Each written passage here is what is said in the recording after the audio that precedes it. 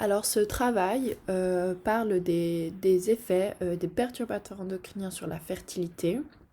On constate que ces substances se trouvent dans tous les produits cosmétiques et aussi alimentaires. Il est très difficile de les éviter et nous verrons dans la suite du travail euh, qu'est-ce qu'ils sont et les effets qu'ils ont et aussi une illustration qui expliquera le cercle vicieux que ces perturbateurs endocriniens entraînent. Alors sur cette diapositive, nous avons la définition des perturbateurs endocriniens et ainsi que de la fertilité.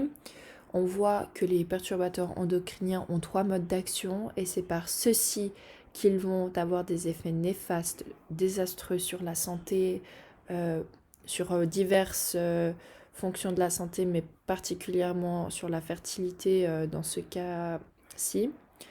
Et l'article scientifique va mieux expliquer les effets sur la fertilité. Alors, pour l'article, c'est l'Agence nationale de la santé publique qui indique de nombreux troubles sur les organes reproducteurs qui seraient plutôt graves. Et c'est dû aux perturbateurs endocriniens, selon eux. Et donc, une étude française a été faite et ils en ont fait des rapports. Sur ces rapports, ils ont indiqué qu'il y a un risque d'exposition intra-utérine qui peut causer des cancers, le risque d'exposition aux perturbateurs endocriniens, justement. Il y a des diminutions de qualité du sperme chez les hommes, de plus en plus de cancers du testicule, de la puberté précoce, et tout ça, c'est suspecté d'être causé par les perturbateurs endocriniens, mais ce n'est pas encore prouvé réellement. C'est pour ça qu'il y a des études, mais pour l'instant, c'est fortement suspecté sans plus.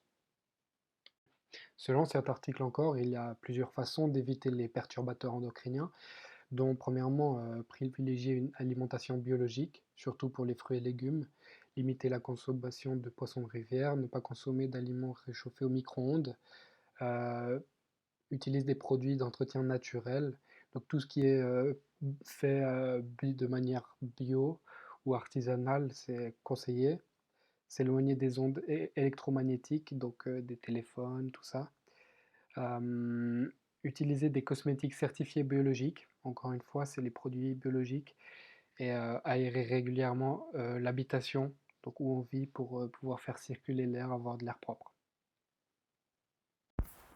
Sur cette image, on observe comme l'homme peut être atteint par les substances qui déversent d'abord lui dans la nature, et on peut observer que c'est comme un cercle vicieux car nous polluons la terre dont nous nous nourrissons.